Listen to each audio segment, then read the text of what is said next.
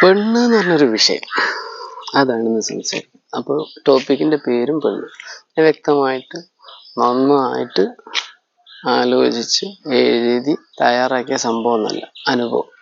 ഇന്നലെ അമ്മ ഒരു ചെറിയ വേദനയൊക്കെ ആയിട്ട്, അതായത് ഞാൻ കുറച്ച് ചീത്ത പറഞ്ഞു, നന്നായി ചീത്ത പറഞ്ഞു. അപ്പൊ ഇച്ചിരി നെഞ്ഞുവേദനയൊക്കെ ആയപ്പോൾ പെങ്ങള് വന്നിട്ട് വിളിച്ചുകൊണ്ടുപോയി. എന്നിട്ട് എന്നോട് പറഞ്ഞു, നിന്നെ ഹോസ്പിറ്റലിൽ കയറ്റിയത് നിനക്ക് ഭ്രാന്തായിട്ടാണ്. പെങ്ങളെ പേര് സനിത. വേറെ പെങ്ങളൊന്നും എനിക്ക് നേരിട്ടില്ല. അപ്പൊ ആ പെണ്ണിനെ പറ്റി പറയാനോ അമ്മ എന്ന് പറഞ്ഞ പെണ്ണിനെ പറ്റി പറയാനോ അല്ല, എൻ്റെ അച്ഛമ്മ മുതലുള്ള കഥ. ഞാൻ ഇച്ചിരി പോക്കിരിയ, ഞാൻ നല്ല പോക്കിരിയ. പണ്ട് എൻ്റെ അച്ഛമ്മ, എനിക്കൊരു 4 വയസ്സ്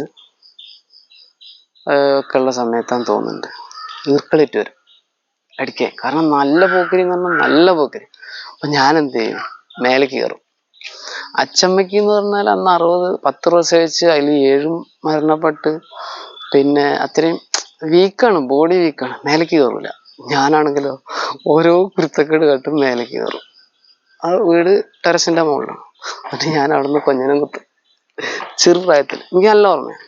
ഈ സംഭവത്തിൽ കഴിഞ്ഞ് പിന്നെ ബാക്കി പിന്നെയും പോക്കിരുത്തരാണ്. എനിക്കാണെങ്കിൽ വല്യച്ഛൻ്റെ ഭാര്യ വല്യമ്മ, പിന്നെ അതുകൂടാതെ അവർക്ക് 3 പെൺകുട്ടികൾ, അതുകൂടാതെ എനിക്ക് സ്വന്തമായിട്ട് ഇപ്പം ഞാൻ പറഞ്ഞ പെങ്ങള് സനിത, അവള്, അതുകൂടാതെ അമ്മ, ഇങ്ങനെ പറഞ്ഞ നിരവധി പെണ്ണുങ്ങൾ എനിക്കറിയാത്ത. പിന്നെ അയൽവാസികളിലാണെങ്കിൽ പെണ്ണുങ്ങളെ കൊണ്ട് കഥ, കൂട്ടുകാരികൾ ഒക്കെ ചെറുപ്പത്തിൽ ഇഷ്ടം പോലെ പെണ്ണുങ്ങൾ. പെണ്ണുങ്ങളെ പറ്റിയിട്ട് ഞാൻ നന്നായി പഠിക്കുന്നുണ്ട്. അതിൽ ചില പെണ്ണുങ്ങൾ ഇതാ ഈ വിരല് പോലെ 5 ഐറ്റം, 5 10 വിരലുണ്ടെങ്കിൽ 5ഉം 10 പെണ്ണുങ്ങളും 10 ടൈപ്പിലാവും. ഈ കയ്യിൽ ഏകദേശം ഇങ്ങനെ കൂപ്പി പിടിച്ചു കഴിഞ്ഞാൽ ഏകദേശം ഇതാണെങ്കിലും ഇത് ഡിഫറൻസ് ആണ്. പെണ്ണുങ്ങളെ ചിന്താഗതി എന്ന് പറഞ്ഞു കഴിഞ്ഞാൽ ഒരാണിനും പ്രതീക്ഷിക്കാനോ ചിന്തിക്കാനോ പറ്റാത്ത രീതിയിലായിരിക്കും. പക്ഷെ ആണൊരുത്തൻ പെണ്ണിനെ വഴക്കിയെടുക്കേണ്ടത് നല്ല പ്രയാസമുള്ള പണിയാണ്. ഞാൻ ഒരു കല്യാണം കഴിച്ചു, ആ പെണ്ണിനെ ഞാനൊന്ന് വഴക്കിയെടുക്കാൻ നോക്കി, നടക്കണില്ല, വിട്ട്. പക്ഷെ ഇത് ഒഴിവാക്കാൻ പറ്റുമോ? അമ്മേനെ ഒഴിവാക്കാൻ പറ്റുമോ? പെങ്ങളെ ഒഴിവാക്കാൻ പറ്റുമോ? വല്യച്ഛൻ്റെ മക്കള് അവര് വരെ എന്നൊക്കെ പറഞ്ഞാല് കല്യാണമൊക്കെ കഴിഞ്ഞു പോയി, വലിയ പ്രശ്നമില്ല, നമുക്ക് വല്ലാതെ അടുപ്പിക്കണം എന്നില്ല. പക്ഷെ സ്വന്തം പെങ്ങളല്ലേ, അവളെ ഒഴിവാക്കാൻ പറ്റും? അമ്മയല്ലേ, ഒഴിവാക്കാൻ പറ്റും? അപ്പൊ ഇന്നലെ വിളിച്ചു കൊണ്ടുപോയിട്ട് എന്നോട് പറഞ്ഞ വർത്താനം എന്താ പറയുക, നിനക്ക് ഭ്രാന്തായിട്ട് തന്നെയാടാ നിന്നെ ഹോസ്പിറ്റലിലേക്ക് കൊണ്ടുപോയതും അവിടെ അവളാണ് ഒപ്പിട്ട് കൊടുത്തത്. ഞാൻ ഇപ്പൊ ഇതിന് മുന്നേ ഒരു വീഡിയോ ചെയ്തിട്ടുണ്ടായിരുന്നു, ഹോസ്പിറ്റലിലെ ഡോക്ടർ ചെയ്ത് ആ മരുന്നിന്റെ സൈഡ് എഫക്റ്റ് മാറാൻ ഞാൻ പ്രയത്നിച്ച് ഇപ്പൊ ക്ലിയർ ആയത്. ഈ കൂളിംഗ് ഗ്ലാസ്, ഈ മോതിരം, ഇതാ ഈ കൈവാച്ച്, പിന്നെ നല്ല വസ്ത്രധാരണം, നല്ലൊരു ഇത് പെങ്ങളെ ഭർത്താവ് തന്ന ടച്ച് വാച്ച്, ഇങ്ങനെയുള്ള കുറെ പുറമെയുള്ള കാര്യങ്ങൾ മാത്രമാണ് ഈ പെണ്ണുങ്ങൾ വാച്ച് ചെയ്യുക. പക്ഷെ ഉള്ളില് എന്തുണ്ട്, എന്തായിത്തീരുന്നുണ്ട് എന്ന കാര്യം വാച്ച് ചെയ്യില്ല. എനിക്ക് അവളുടെ അത്രയും കൂടെ വിദ്യാഭ്യാസം ഇല്ല, മീൻസ് സർട്ടിഫിക്കേഷൻ ആയിട്ട് എനിക്ക് അവളുടെ അത്രയും കൂടെ വിദ്യാഭ്യാസം ഇല്ല. പക്ഷെ ഇന്ന് ഞാനൊരു മാസം ഞാൻ ഏൺ ചെയ്യുന്ന ഫണ്ട്, അവൾ MCA കാര്യം, അതിൻ്റെ ഒരു 4 ഇരട്ടി വരും. അവൾ MCA കാര്യം എന്നെക്കാളും ഒരൊറ്റ വയസ്സിന് പ്രായം കുറവേ ഉള്ളൂ. ഇന്നലെ ആവർത്താനൊക്കെ പറഞ്ഞിട്ടാണ് പോയത്. എന്നിട്ട് പറഞ്ഞു, നീ ദൈവം ഉണ്ടല്ലോ, ഇതൊക്കെ കാണുമല്ലോ, നിനക്ക് ഇതൊക്കെ കാണിച്ചു തരാം. കാണിക്കട്ടെ. അവളും അവളുടെ അമ്മയും കൂടെ മാറി നിന്നിട്ട് കാണിക്കട്ടെ, അതെന്നെ എനിക്ക് പറയാനുള്ളൂ. പിന്നെ കൂടെ അവളുടെ ഒരു ഭർത്താവും ഉണ്ട്, സനൂപ്. അവരൊക്കെ കൂടെ ചേർന്നിട്ട് ഇനി അടുത്ത രീതിയിൽ പോലീസാ, അതിപ്പോ ഞാൻ വീഡിയോ ചെയ്യണല്ലോ, പോലീസാ പട്ടാളാ ഏതാ വെച്ചാ വരട്ടെ, വന്ന് കൊണ്ടുപോട്ടാ, ഭ്രാന്തായിട്ട് ഇവന് വീണ്ടും വീഡിയോ ഒക്കെ ചെയ്യുന്നുണ്ട്, കൊണ്ടുപോയിട്ട് ഇനി അടുത്ത ഇഞ്ചക്ഷൻ, സുരേഷ് ഡോക്ടറെ മറ്റേ ഇതല്ലേ ഇപ്പൊ പോയത്, ചേതനയിലല്ലേ നമ്മൾ അന്ന് പോയത്, അടുത്ത ഏതെങ്കിലും ഹോസ്പിറ്റലിൽ കൊണ്ടുപോയിട്ട് ഇഞ്ചക്ഷൻ അടിക്കട്ടെ.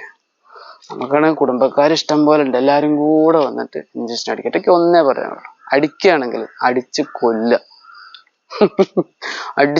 എനിക്ക് എല്ലാ പെണ്ണുങ്ങളോടും കൂടെ ഒന്നേ പറയാനുള്ളൂ, എന്നെ പ്രസവിച്ചിട്ട് അമ്മയോടും അതേ ഗർഭപാത്രത്തിൽ കിടന്നിട്ട് വന്ന പെങ്ങളോടും എനിക്കൊന്നേ പറയാനുള്ളൂ, ഇനി എന്തെങ്കിലും എൻ്റെ മേൽക്ക് പ്രയോഗിക്കുന്നുണ്ടെങ്കിൽ കൊന്നേക്ക്, തീർത്തേക്ക്. അതാവുമ്പോ ഇത്ര വിഷയമല്ലേ. അല്ലാന്നുണ്ടെങ്കിൽ ഇതപ്പോ സനിത, എൻ്റെ അമ്മ പ്രമീള, പിന്നെ അങ്ങനെ കുറേ പെണ്ണുങ്ങളെ പറ്റി പറയാൻ എനിക്ക് ഒരുപാടുണ്ട്. ആ ഗീതപ്രഭ, നമ്മള് കല്യാണം കഴിച്ച ഗീതപ്രഭ, എനിക്കെതിരെ എത്ര കേസ് അപ്പൊ കൊടുത്തില്ല? 3 കേസ്. 3 അല്ല 6 കൊടുക്കാം.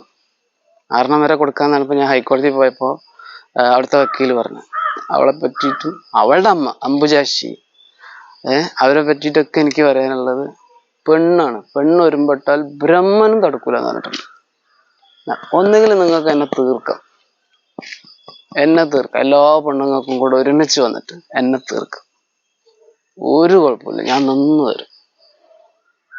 ആ ഡോക്ടർ പറഞ്ഞത് എന്താത്ര അവരോട്, ഇവൻ ഇനിയും പ്രശ്നം കൂടുകയുള്ളൂ, മരുന്നടിച്ചിട്ട് ഒരു കാര്യമില്ല. സത്യാട് ആ ഡോക്ടറോടും കൂടെ എനിക്ക് പറയാനുള്ള, ഡോക്ടർ കാണുന്നുണ്ടായി, സത്യമാണ്, എനിക്ക് പ്രശ്നം കൂടുകയുള്ളൂ,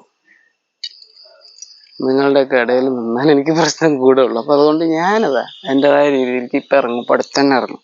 അതിൻ്റെ മുന്നേ വന്നിട്ട് പെങ്ങളായ സനിതയ്ക്കും അമ്മയ്ക്കും ഇനി വേറെ പെണ്ണുങ്ങൾ ആരെങ്കിലൊക്കെ ഉണ്ടെങ്കിൽ അങ്ങോട്ട് വരി. കുടുംബക്കാർ കുറേ എണ്ണുണ്ടല്ലോ, മേമ, വല്യമ്മ, പിന്നെ പെങ്ങന്മാര്, വല്യച്ഛൻ്റെ പെങ്ങന്മാര്, ബാക്കിയുള്ളവർ, അങ്ങനെ എല്ലാവരും കൂടെ വന്നിട്ട് സനൽദാസ് എന്ന് പറഞ്ഞ ഈ ശരീരത്തിന് എന്തൊക്കെ ബുദ്ധിമുട്ട് നിങ്ങൾക്ക് തോന്നിയിട്ടുണ്ടോ അത് പോലീസ്, പട്ടാളം, പിന്നെ ഈ പറഞ്ഞ പോലത്തെ പ്രാന്താശുപത്രി, ഇതൊക്കെ വെച്ചിട്ട് തീർക്കാൻ പറ്റും. അങ്ങോട്ട് തീർത്തേക്ക്. അതും അല്ലെങ്കിൽ കൊട്ടേഷൻ കൊടുത്തിട്ട് ഇതാ നമ്മൾ പോണ വണ്ടിയുടെ നമ്പർ വരെ ഞാൻ പറഞ്ഞു, തീർക്കടോ സനിതേ, തീർക്കടോ പ്രമീളെ എന്നേ ഞാൻ പറയുള്ളൂ. പ്രമീളെ എന്ന് പറഞ്ഞ എൻ്റെ അമ്മേട്ടാ. അപ്പൊ ഞാൻ വിളിക്കുക, ഇതാ എല്ലതും എന്റെ സ്വത്തും നിങ്ങൾക്ക്, അതായത് എന്റെ പേരിൽ ഉള്ള കൂടെ ആയിട്ടുള്ള 3 ആൾക്കാരുടെ പേരിലുള്ള സ്വത്താണല്ലോ, അതാണ് നിങ്ങളുടെ സ്വപ്നം എന്നുണ്ടെങ്കിൽ തീർക്കടോ, തീർത്തിട്ട് എല്ലായിടത്തും എനിക്കൊരു പിണ്ണാക്കും വേണ്ട. മരണശേഷം നിങ്ങൾ തീർക്കുകയാണെങ്കിൽ കൊല്ലണം. മരണശേഷം ഭൂമി വീണ്ടും കറങ്ങും. അപ്പൊ എന്റെ ശല്യമൊക്കെ ഒഴിവാകും. 16 അടിയന്തരം കഴിയും, അത് കഴിഞ്ഞ് 41 കഴിയും, അതും കഴിഞ്ഞ് ആണ്ടും കഴിയും. എന്നിട്ടൊരു ബലി ഇടടൂ, സനൽദാസിന്റെ പേരിലൊരു ബലി ഇട്. അതോടെ തീർന്ന്. ഒരു കൊല്ലേ നിങ്ങൾക്കൊക്കെ ഉണ്ടാവുള്ളൂ. അത് കഴിഞ്ഞാൽ നിങ്ങളൊക്കെ വേറെ ലെവലിലേക്ക് എത്തി. എനിക്കറിയാം ഒരുപാട് പേർക്ക് ബലി വെച്ചിട്ടുള്ള, ബലി ഇടുന്നതും ബലി ഇട്ടതിന് ശേഷമുള്ള കാര്യങ്ങളും എല്ലാ കാര്യങ്ങളും നമുക്കറിയാം. ആത്മാവിന്റെ പവർ എന്താന്നുള്ളത് ഞാൻ കാണിച്ചു തരാം. ജീവിച്ചിരിക്കുമ്പോ ചെയ്യാനുള്ളത് എനിക്കറിയാം, ആത്മാവിന്റെ പവർ.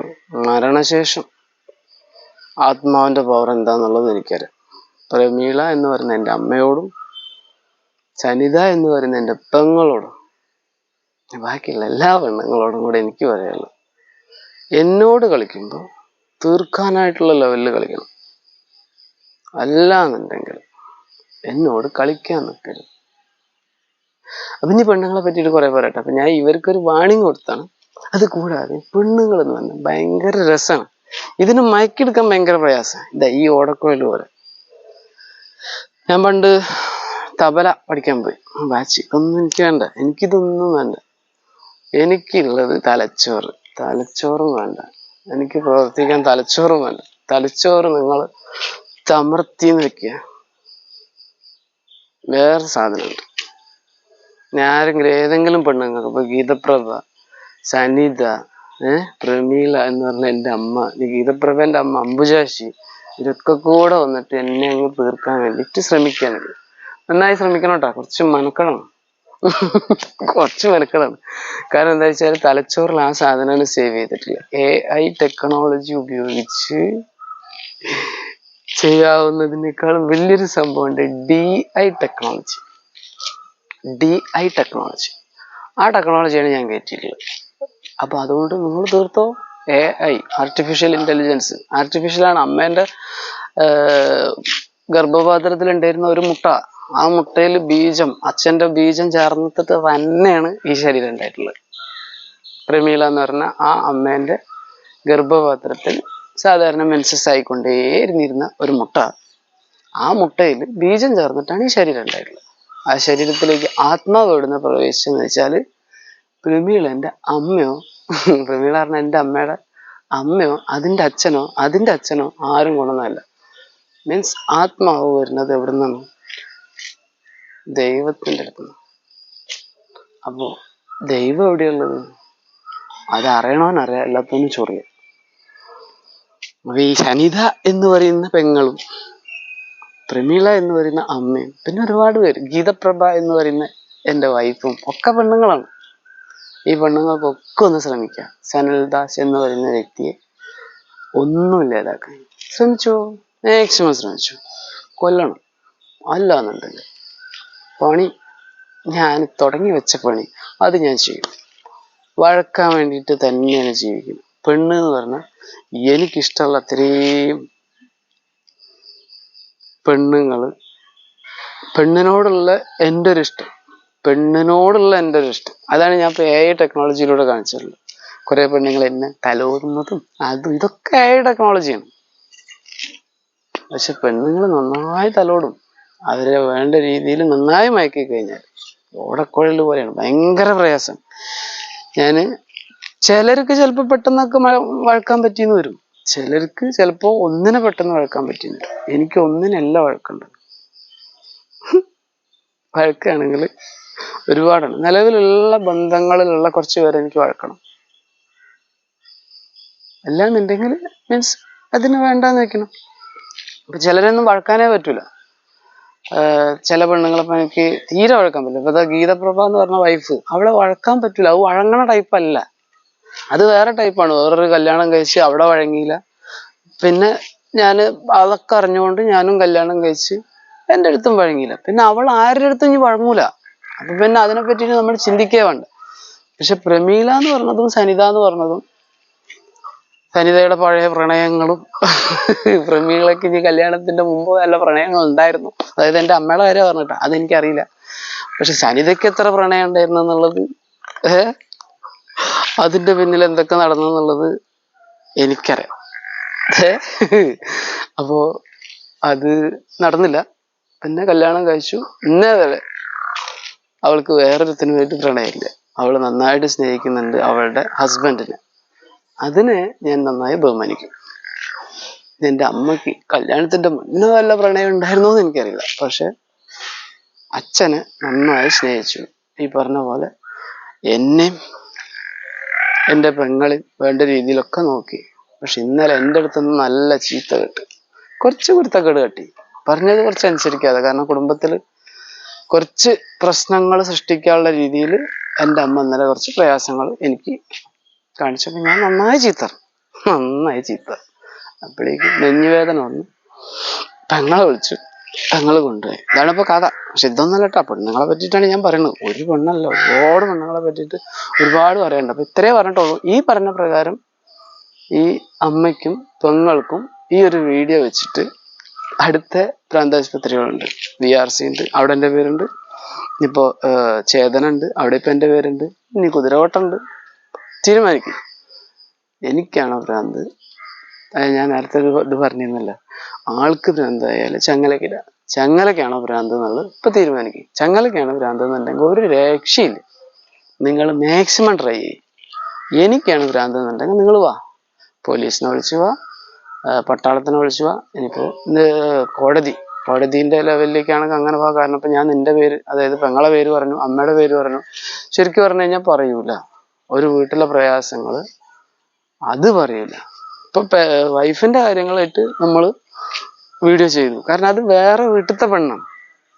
അവളെനിക്ക് പറ്റാത്തത് കൊണ്ട് ആണ് ഞാൻ അവളെ കേസ് കൊടുത്ത്. അവൾക്ക് ഒത്തുപോവാത്ത, അവൾക്ക് ഇപ്പൊ വേണ്ടത് ചെലവിന് വേണം, പിന്നെ സ്വർണം വേണം, അത് വേണം എന്നൊക്കെ പറഞ്ഞിട്ട് അവൾ ഇങ്ങോട്ടും കേസ് കൊടുത്തു. അത് കൂടാതെ ഈ പെങ്ങളും ഇനിയിപ്പൊ എന്നെ കൊന്നു കഴിഞ്ഞാല്, എന്നെപ്പോ ഈ പെങ്ങളും അമ്മയും കൂടെ തീർത്തു കഴിഞ്ഞാല് കേസ് നിൽക്കണില്ല ചേട്ടാ.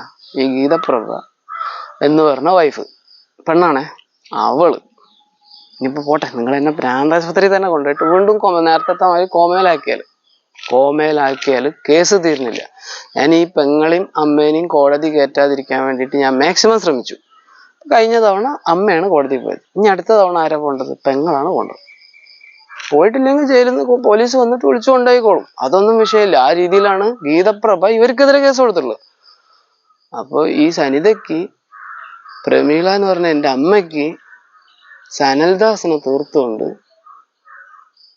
ഗീതപ്രഭ കൊടുത്ത കേസ്. ഗീതപ്രഭ എന്ന് പറഞ്ഞാൽ വേറൊരു പെണ്ണാണ്, വേറെ വീട്ടിലുള്ള ഗീതപ്രഭ, അവളുടെ അമ്മ അംബുജാക്ഷി, അവളുടെ ഏട്ടന്റെ ഭാര്യ രജിത, ഇവരൊക്കെ കൂടെ തീരുമാനിച്ച് കൊടുത്ത കേസ്.